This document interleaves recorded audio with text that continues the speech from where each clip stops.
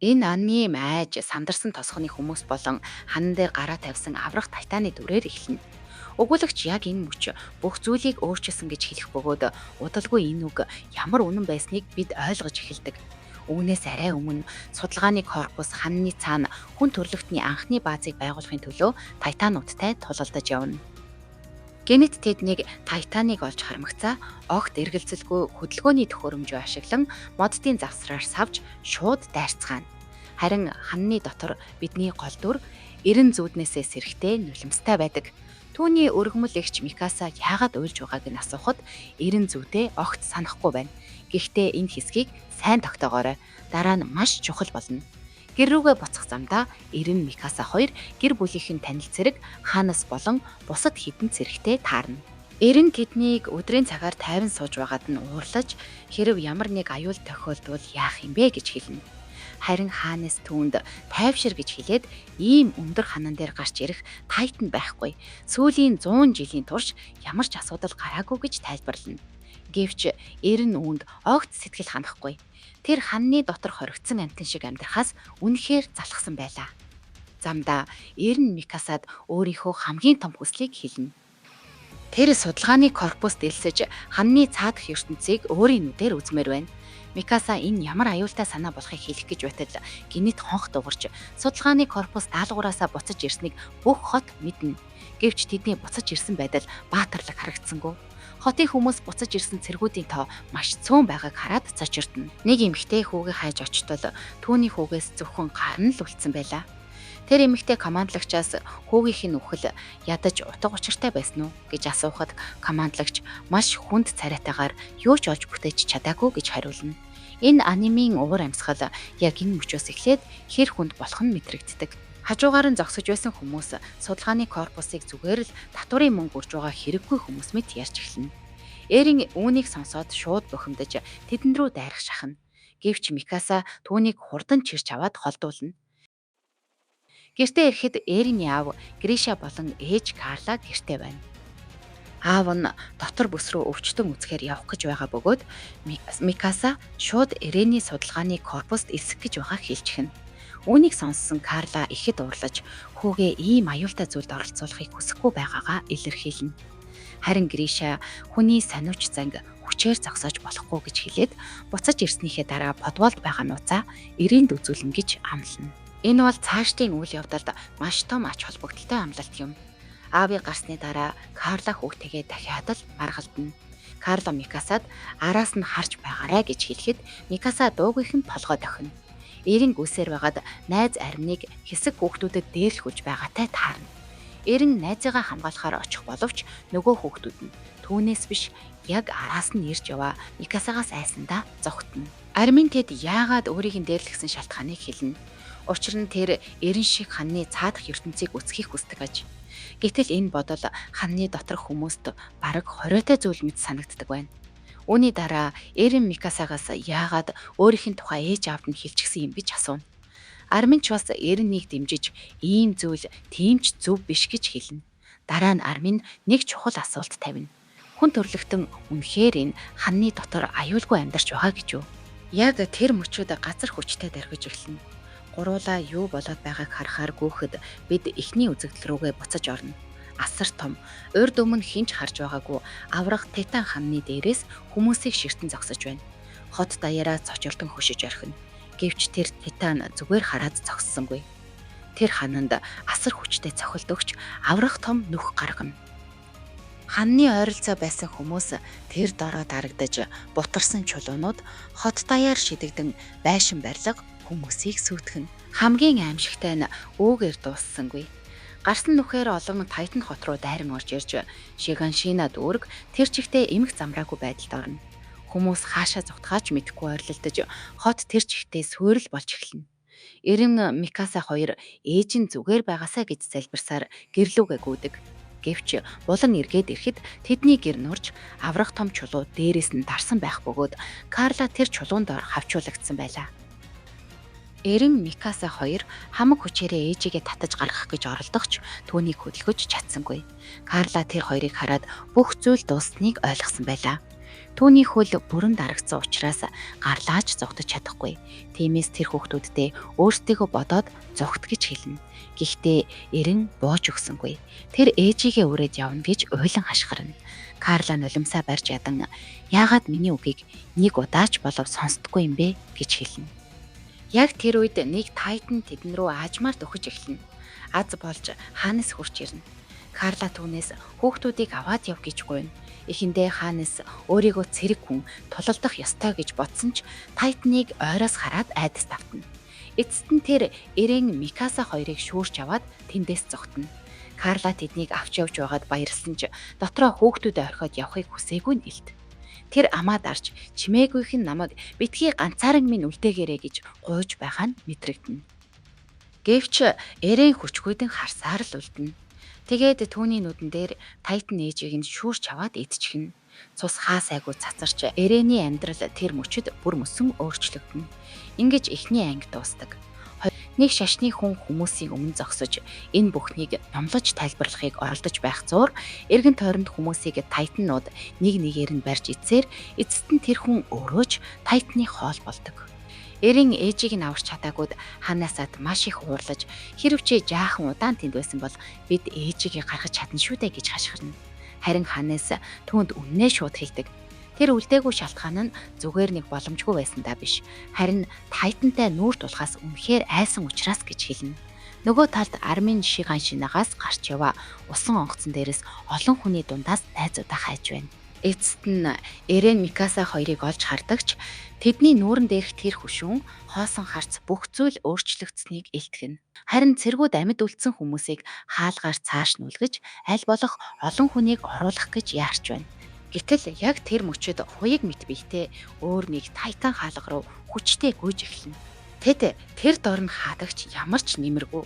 Учир нь тайтан бүх ханыг бүрэн сүйтгэхэд нэгт гарна. Эрен айдастайгаар харж зогсоод дахиж хизээж гэртээ буцахгүйгээ ойлгоно. Нүдэнд нь гал асаж, нэг ч тайтан үлдээлгүй бүгдийг нь алж, хүн төрлөختнийг чөлөөлнө гэж тангарахлана. Тэр хооронд Эрений аав гэр рүүгээ яаран буцаж, гэр бүлийнхний эсэн мэнд байгаасай гэж залбирч явна. Зүүдэндээ Эрен аавыгаа өөрт нь нэг нууцлаг тариа хийж, подволын түлхүүрийг өгч байгааг харна. Түүнийг Микаса армийн хоёр сэрэж, гуруула хоолны хуваар авахар явна. Тэгээд одоо Эрений хүзүүн дээр аавынхын подволын түлхүүр зүйлттэй байгааг харуулна. Энэ бол нэлээд сонин. Гуруула хоолны хуваар авахар очихдоо Вол Мариаас ирсэн дөрөвсдээс болж хүнс хомсцсон тухай ярьж байгаа цэргүүдийг сонсно. Тайтанууд хүмүүсийг идээд ясанд нь багахан махал үлдээсэн гэж ярьж байв. Хүн төрлөختөн үндсэндээ энэ гурван хаан дотор амьдардаг. Вол Мария, Вол Роуз, Вол Сина. Хамгийн баян хүмүүс нь Вол Синад, хамгийн ядуу нь Вол Мариад амьдардаг. Энэ үгийг сонсоод Эрен уурлаж тэдэн рүү дайрна. Гэхдээ арим нь орж ирж уучлалт гуйснаар Эрен зодуулах шахснаас аврагдана.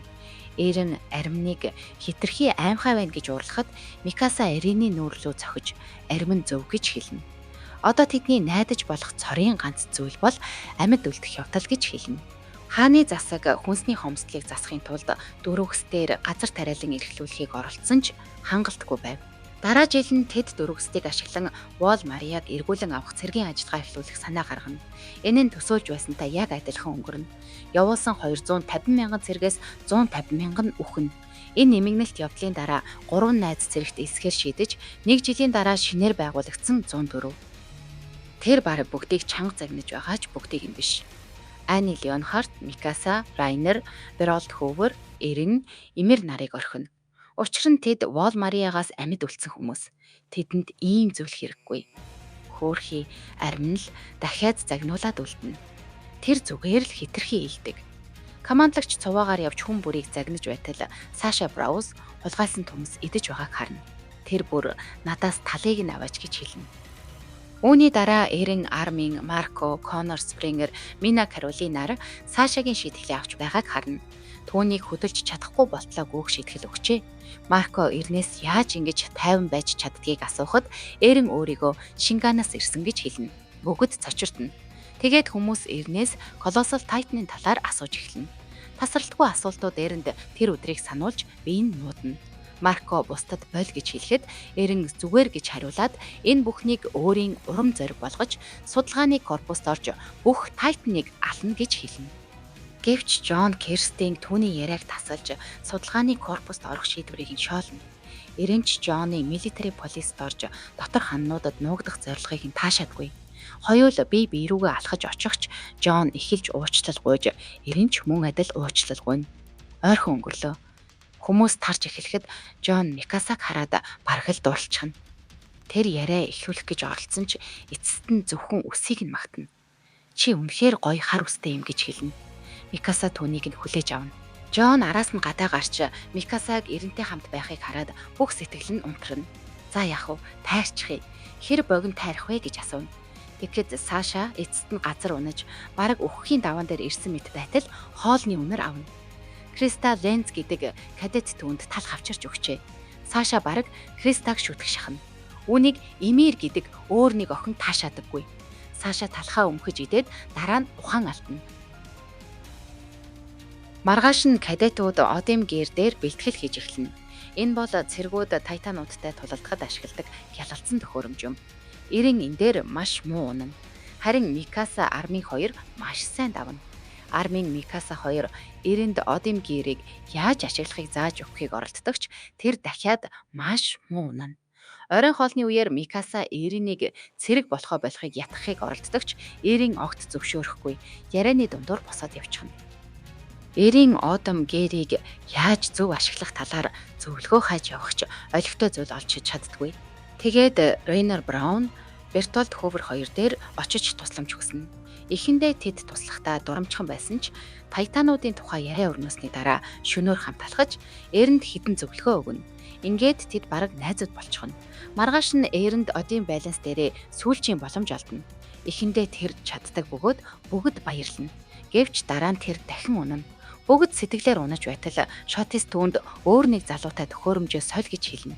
Ингэхэд Эренд төгс тэнцвэрээ олж чадна. Эрен хэрэглэж байсан төхөөрөмж эвдэрхий байсан бөгөөд тэр үнэндээ энэ дээр маш сайн байжээ. Тэгээд Шотис бол Эрений аавын хуучин найз байсан нь тодорно. 4-р анги 2 жилийн тайм скипээр эхэлнэ. Яг тэгээд л 104-т корсын кадетууд бэлтгэлийнхээ нэг хэсэг болгож жинтэй үүргэвчтэй гүйж байна. Армийн араас нь хоцорч байхад Шадис түүн рүү маш чанга хашгирч байна. Гэхдээ Райнер түүний цүнхийг аваад өөрч маш сайн хамтын ажиллагаа үзүүлнэ. Дараа нь тэд гартан дулааны бэлтгэл хийж байна. Эрен үүнийг хэрэггүй гэж бодож уурлаж байхад Райнер цэрэг хүмүүс ямар ч зүйл бэлэн байх ёстой гэж тайлбарлана. Райнер айныг хойрог байгааг хараад Эрентэй бэлтгэл хий гэж хэлнэ. Тэгэхэд айны түүнийг маш амархан унгаана. Дараа нь Райнерийн ээлж ирэхэд тэр ч бас ундаг. Эрен түүний техникийг гайхаж байгаа ч айны сонирхолгүй байна. Тэр шилдэг 10-т орсон төгсөгчд буюу Тайтантай тулалдах шилдэг 10 хүн л милитари полисэд орж ханны дотор амьдарч чадна гэдг нь ёчтой юм гэж хэлнэ. Тэр ханны гадна өгөхгүй гэж хэлнэ. Оройн хоолны үеэр Эрен милитари полист орохыг хүссэн Джоныг доромжилно. Хоёул дахин муудалцах шахна. Микаса тэднийг салгана. Джон илт Эренд атаархаж байгаа учраас цамцыг нь шүүрнэ. Чи намайг уурлуулад байна гэж хэлнэ. Галзуурчихсан юм уу гэж асууна. Гэхдээ Эрен Анигийн өөр дээр нашигласан тэр мэхийг ашиглаад Джоныг газар дуулна. Тэгээд өөрийгөө цэрэг гэж нэрлэх эрхгүй гэж хэлнэ. Шадис гарч ирээд энэ чанга чимээ юу байсан юм гэж асууна. Микаса Саша хий гаргасан гэж хэлээд хоёуланг нь аварна. Милитари полисэд элсэх хэрэгтэй шилдэг 10 тодорно. Криста Ленц, Саша Броуз, Кони Спрингер, Марко Бот, Джон Кирстин, Айрон, Ани Леонхард, Беролд Хөвөр, Райнер Браун, ангийн хамгийн шилдэг цэрэг Микаса. Төгсөлтийн баярын үеэр Томас Вагнер Эрнээс яагаад судалгааны корпуст орох гэж байгааг нь асууна. Эрен өмнө нь өгсөн хүмүүсийн золиосыг хайж болохгүй гэж хэлнэ. Эрен ууртай гарч явна. Гэхдээ армийн Микаса хоёр түүнийг зогсоож тэд бас судалгааны корпуст орно гэж хэлнэ. Эрен тэднийг болиулахыг оролддог. Армийн хүн төрөлхтөнд туслахыг хүсэж байгаа Микаса эрэг хаашаа явна тийшээ явна. Трост дүүргээр гарч явхад судалгааны корпусын үндсэн хүчнийг өнгөрөхийг хүлээж байсан олон хүн цугларсан байна. Командор Эрвин Смит, Капитан Ливи, Section Commander Хан Зои. Эдгээр нэрсийг санаарай. Эднэр маш чухал болно. Энэ хооронд залуу цэргүүд капитан болж дэвшсэн хаанастай уулзна. Тэр тэдэнд төгсөнд нь баяр хүргээд Ирэний ээжийг аварч чадаагүйдээ уучлалтгүй. Би чамд нэг зүйлийг хэлмээр байна. Ээжийн чинь нөхөл одоо хүртэл намайг зовоодаг гэж хэлнэ. Гэхдээ Ирэн энэ бол таны буруу биш гэж хэлэхэд хаанаас цочирдно. Төгсөгчд хан дээр хийх буунууд дээр ажиллаж байна. Тэд бүгд их сайхан сэтгэлтэй байна. Зарим нь бүр Ирэний үгэнд итгээд судалгааны корпуст ормоор болсон байдаг. Эрийн хот руу хараад хүн төрлөختөн эцэст нь нэр төрөө буцааж авч эхэлж байна гэж баярлана. Гэтэл түүний ард шар аянга захилаад Колоссал Тайтан гинэд гарч ирнэ. Тэр бүх төгсөгчдийг хийсгээд унгаана.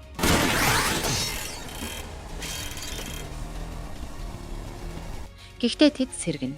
Ээжигээ алдснаас хойш 5 жилийн дараа Эрийн үүнийг хийсэн тэр зүйлтэй эцэст нь нүүр тулж байна. 5 дугаар анги Эрийн Колоссал Тайтан руу гүйж дайрснаар эхэлнэ. Колоссал Тайтан хариу дайралт хийж их буунуудыг сүйтгэнэ. Тэгэхээр энэ зүйл ухаантай юм байна. Эрин түүн рүү өсөрч дайрна. Гэхдээ тэр асар их уур гаргаж Эринийг арагш түлхэнэ. Эрин дахин дайрахыг оролдоход Эрин хоосон агарыг л зүснэ. Колоссал Тайтан алга болчихсон байлаа. Амьд үлдэхэд хэрэгтэй зүйлээ л ав. Аль болох тайвнаар гар. Цэргүүд хананд гарсан нүхээр орж ирж байгаа Тайтанууд руу дайрч эхэлнэ. Тэд 5 жилийн өмнөх явдал дахин давтагдахыг зогсоохын тулд чадах бүхнээ хийж байв. Энэ хооронд Dot, Pixis, Lord Waldтай шатар тоглож байлаа. Тэгтэл нэг цэрэг Colossal Titan Trust District-ийн хаалгыг сүйтгэсэн гэж хэлнэ. Pixis, Lord Wald бараг гуйж багт ч тулалдаанд нэгтгэхээр явна. Удахгүй харагдана. Энэ Pixis гэдэг хүн дүрмд тимч баригддаггүй нэгэн. Trust дээр Vermin кадетуудыг 2 тусдаа бүлэгт хуваана. Ихэнх нь сандарч байв. Уг нь тийхгүй хүн гэж бараг байхгүй. Харин Жон зүгээр л бухимдаж байлаа. Тэр яг маргааш military policy-д орох байсан юм. Тэр эрентэй таарахад Эрийн бид бэлтгэлээс амьд гарсан юм чинь үнээс ч гарна гэж хэлнэ. Тэд одоо найзууд болсон байлаа. Жон явхад Микаса Эринд асуудалд орвол өөрийг нь хайхаарай гэж хэлнэ. Тэгтэл Иан Дитрих ирээд Микасаг арын багт томилогдсон гэж хэлнэ.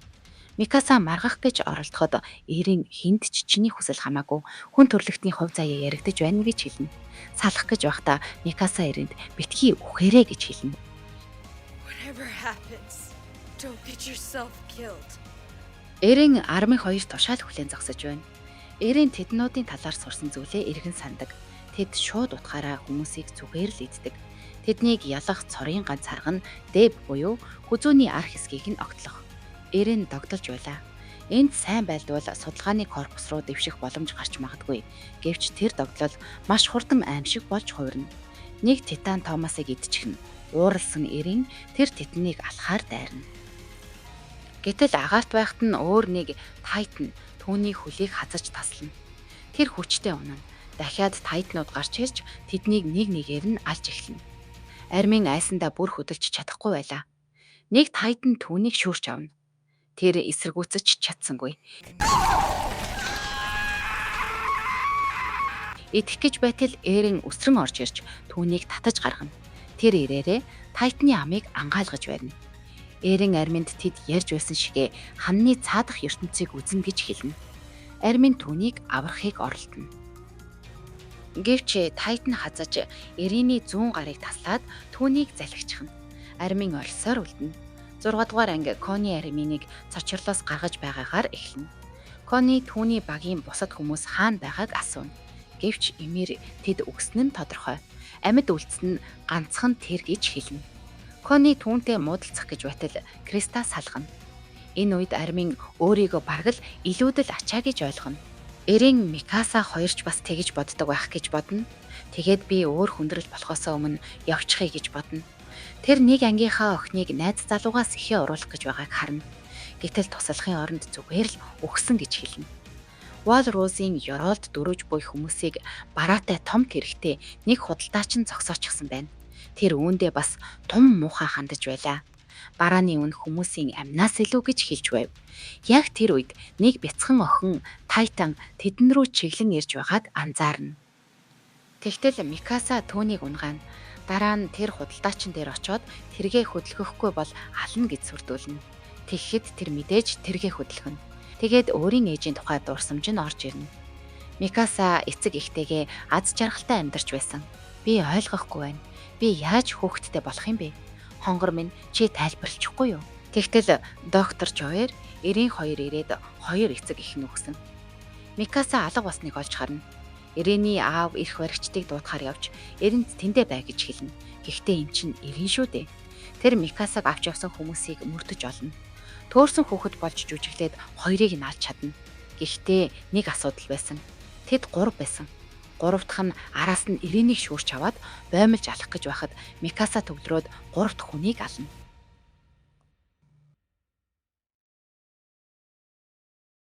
Цагдаа нар ирэхэд хүүхдүүд үнэхээр ийм зүйл хийж тана гэж юу гэж цочирдно.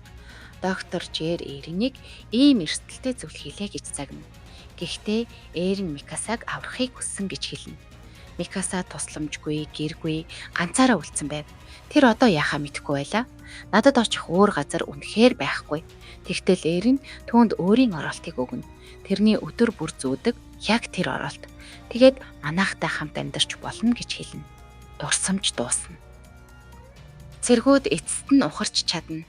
Гэхдээ Микаса урд шугамд үлдэж туслана. Тэр өөрийгөө гэр бүлтэй, эрентэй байхад юу ч хийж чадна гэдгээ сандаг. 7 дугаар анги Микаса Хэжко барилга Тайтануудын дайралтад өртсөнийг харахаар ирснээр эхэлнэ. Хэжкогийн ажил бол одим гэрд хэрэгтэйхийг нийлүүлэх. Тэгэхээр бүгдийн одим газ дуусгахд өгчээ.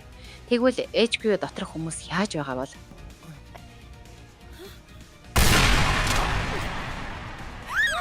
За яах вэ? Боли. Гадаа Кони Жоныг Хэжко руу явъя гэж ятгахна. Энд байснаас дээр гэж хэлнэ. Заашаа хүртэл замчлаад өгье гэж хэлнэ. Гэхдээ бусд нь хитрхи цочирдсан байсан. Ани, Райнер, Беролд, Марко нараас бусдна. Микаса хурч ирээд Эрин хаана байгааг асууна.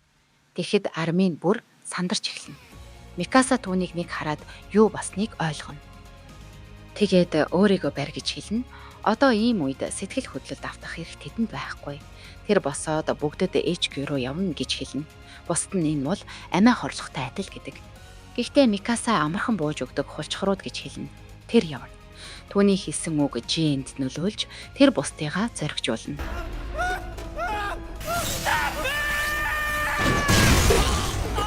Микаса замдаа тайтануудыг алсаар урд явна. Гэхдээ Армин түүнийг хитрхи их зарцуулж байгааг ойлгоно. Тэр гунига тайтанууд дээр гаргаж байлаа. Гэвч бодолгүй хийн дуусч агаараас ундаг. Кони түүн рүү туслахаар очоод Жоноос удирдлагыг авахыг хүснэ. Энэ хооронд Микаса гэр бүлээ дахин алдснаа ойлгоно. Нэг Титэн түүн рүү ойртоход тэр амьдралаа бодож эхэлнэ. Дэлхий харгасч эрентэй өнгөрүүлсэн амьдрал нь сайхан байсан гэж бодно. Тэр хувь тавилангаа хүлээн зөвшөөрнө. Тайтан түүнийг идэх гэж байтал тэр гинэт Тайтаны хураг таслаад зайлан гарна. Тэр өөхөхийг хүсэхгүй байгаагаа ойлгоно. Эрин түүнд юу ч босны тэмц гэж хэлж байсныг сандаг. Гэтэл зүгтах замыг нь 2 дахь Тайтан хайчихна. Тэгвэл унлаач гэсэн тулалцаар унана гэж шийдээд орилно. Гэтэл түүнийг 2 дахь Тайтан аварна. Микаса үүнд цочирдоод хөдөлж чадахгүй болно. Түүнийг Армин аварна. Кони тэднээс зүгээрөө гэж асууна. Яг тэр үед тэд нэг шин Тайтныг яг урдаасаа харна. Тэр өөртөөгөө адилхан Тайтнуудыг үзен яддаг бололтой. Тэр хүн шиг тулааны байрлал аваад өөр нэг Тайтны толгойг цохиж унгаана. Дараа нь илүү олон Тайтн алхаар хөдлөнө. Армин Микасад өөрийн хийн самнуудаа өгнө. Тэгээд бүгд HQ руу явж хийгээ сэлбээд Тайтнуудтай эргэж тулалдахаар шийднэ. Армин амиа хорлох талаар бодож байсан ч Микаса түүнийг орхихоос татгалзаж хамтдаа амьд үлдэнэ гэж хэлнэ. 8 дугаар анги 7 дугаар анги дууссан цэгээс эхэлнэ. Армин шинэ анти-Тайтана HQ руу татаж аваачих төлөвлөгөө гаргана. Ингэснээр тэр аль болох олон Тайтан алж тийшээ хүрэх зам гаргана. Ихэнх нь барилгад хурч цонхоор нь мөргөн орно.